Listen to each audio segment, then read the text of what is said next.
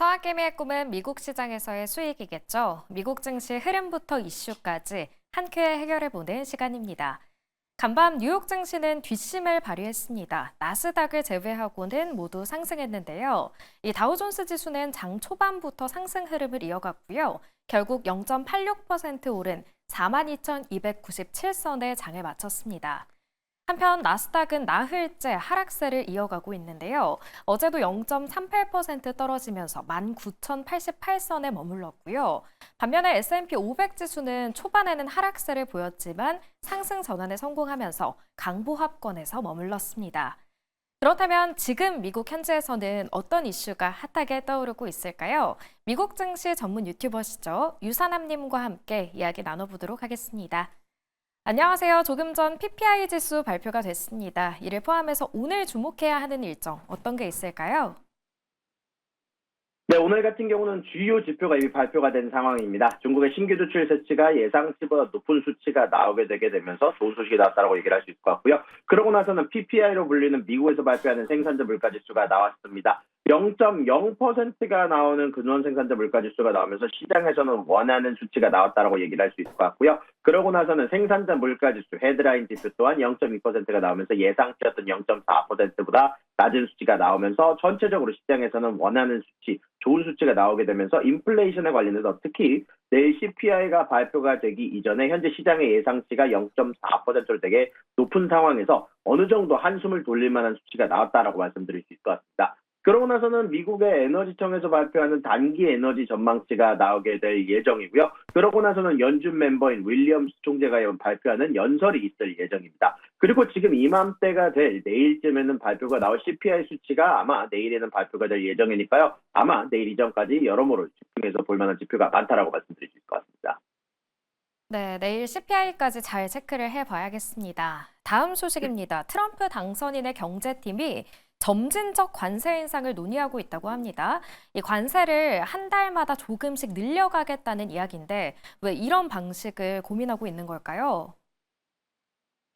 네, 근데 트럼프 당선인이 경제팀을 통해서 국제비상경제권법 IEPA를 발동을 검토하고 있는데 그 과정 안에서 수입품 관세를 매달 2%에서 5%씩 단계적으로 점진적으로 인상하는 방안을 논의하고 있다는 소식이 전달이 됐습니다. 보통 IEPA 같은 경우는 대통령이 국가비상사태를 이유로 외교 및 경제활동 통제를 권한을 부여받는 법안인데요. 일단 이런 부분들에 대한 의도는 협상 전략으로 쓰기 위한 것으로 붙여지고 있고요. 점진적 관세 인상으로 무역 상대국의 협상력을 극대화하면서 급격한 관세 인상이 초래할 물가 급등을 방지하는 방수로 전가가 되고 있고요. 그런 가운데 안에서 현재 트럼프 당선인 같은 경우는 대선 과정에서 현재 수입품의 10%에서 20%에 해당하는 보편 관세, 중국산 제품에 대해서 최대 60% 관세를 공약한 가운데 안에서 현재 이런 관세 인상 소식으로 현재 블룸버그 달러 현불 지수가 소폭 하락했다라고 얘기를 하면서 이런 부분들은 CNBC의 분석에 따르면 인플레이션 완화에 도움이 되며 연준의 금리 인하 가능성을 높일 수 있다는 소식이 전달이 되기도 했습니다.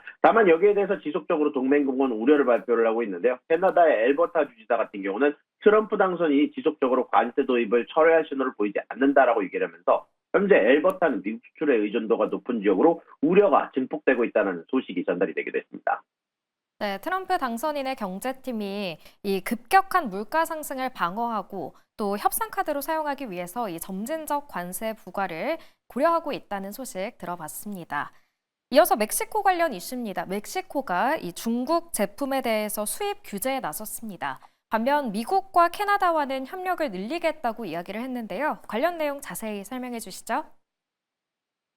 네, 아무래도 이런 방금 전에 말씀드린 전략들이 어느 정도 먹혀 들어가는 것으로 보고 있습니다. 멕시코가 중국 의존도를 줄이고 북미의 니쇼어링 확대를 추진한다는 소식을 발표를 했는데요. 현재 클라우디아 셰인바움 대통령은 플랜 멕시코를 발표하면서 중국의 수입을 줄이고 북미 지역의 니어쇼어링을 확대한다는 목표를 발표를 했습니다. 국내외 기업에 대해서 세금 공제를 하면서 산업 취업에 대한 법령을 발표하면서 1월 17일 날 기준으로 발표가 예정이 되고 있고요. 멕시코 제품의 국산화율 증가를 위해서 개별 산업 계획을 마련하겠다라고 발표하면서 현재 USMCA 미국, 멕시코, 캐나다 무역 협정을 활용하여 북미 협력으로 중국과 상업적 경쟁을 강화하면서도 동시에 트럼프 당선인의 관세 위협과 무관하게 협정을 지속하겠다라고 발표를 했습니다. 현재 멕시코 같은 경우는요, 섬유 산업을 포함한 여러 산업들이 중국과의 불공정 관행으로 인해서 무역으로 피해를 보고 있다는 발표가 나오고 있는데요. 멕시코 섬유 산업 보호를 위해서 관세를 부과할 것이며 중국의 전자상거래 플랫폼에 세금 부과 메커니즘을 마련하며 불법 저가 상품 쇼핑몰을 압수를 추진한다는 소식이 전달이 되기도 했고요. 이런 부분들에 대해서 애널리스트의 발표에 의하면 현재 만약에 중국의 수입품은 10%를 대체할 수 있다면 멕시코 GDP가 1.2% 증가하는 효과, 미국과 캐나다는 각각 0.8에 0.2%가 증가하는 전망이 발표가 된다고 얘기가 나왔고요. 또한 니어쇼어링을 촉진하기 위해서 외국 기업 유치 세금을 위한 세금 공제를 도입한다고 얘기를 했는데요. 기술, 연구 및 개발 세금에 대한 공제를 확대하며 2030년 10월까지 유지하면서 동시에 현지 생산을 지원하기 위해서 수출 허가 절차를 간소화하며 멕시코산 부품 비율을 15%로 증가하는 것을 목표로 한다라고 발표를 했습니다. 네, 멕시코가 미국의 눈치를 보고 있는 상황인 것 같습니다. 이어서 다음 소식은 중국의 동영상 플랫폼인 틱톡 관련 이슈인데요. 이 틱톡이 미국 내에서 서비스를 금지당할 위기에 처해 있습니다. 그런데 이 틱톡 금지법이 시행될 경우에 미국 사업을 일론 머스크 CEO에게 넘기겠다라는 이야기가 나오고 있는데 이 말이 사실인가요? 네, 현재 기준으로 바이트댄스 같은 경우는요, 틱톡 금지에 대해서 현재 1월 19일로 예정이 되고 있다는 얘기가 나오고 있는데요. 이 틱톡 금지법에 대해서 일단은 매각하는 대신 법정 대응을 선호하며 여전히 바이트댄스가 소유하는 방향으로 유지를 하고 있다고 얘기를 하지만 현재 기준으로 트럼프 당선인을 포함해 미국 전체에서 틱톡 금지 시행을 1월 19일로 예상하고 있다 보니까 이런 부분들에 대해서 협상 가능성이 남아있다라고 얘기는 하지만 아무래도 이런 부분들에 대해서 아직까지 확실한 부분들이 없어 중국 정부는 틱톡의 미국 사업부를 일론 머스크에 매각하는 방안을 검토 중이다라는 얘기가 나오고 있습니다. 다만 여전히 틱톡의 미국 사업부가 바이트댄스의 소유로 유지가 되기를 선호한다라고 중국 정부 입장이 발표가 됐고요. 또한 틱톡 알고리즘과 같은 핵심 기술은 중국의 수출 규제에 포함이 되다 보니까 매각 시에 중국 정부의 승인이 필수적이다라는 얘기가 나오고 있습니다. 다만 미국 같은 경우는 반대로 틱톡의 데이터가 국가 안보 위협으로 간주가 되게 되면서 현재 미국 대법원의 다수의 판수가 조금 더 보수적인 입장, 안보 우려를 우선시하는 입장이다 보니까 이런 부분들에 대해서 1월 19일 날 판결이 날 가능성이 높다라고 얘기가 나오고 있고요.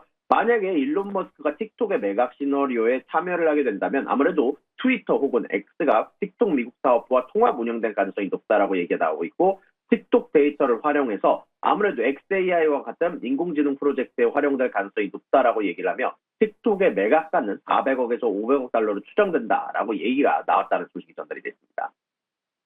네, 1월 19일이 지나야 정확한 사실을 알게 될 수 있을 것 같습니다. 마지막은 세계 최대 스테이블코인 발행사인 테더 관련 소식입니다.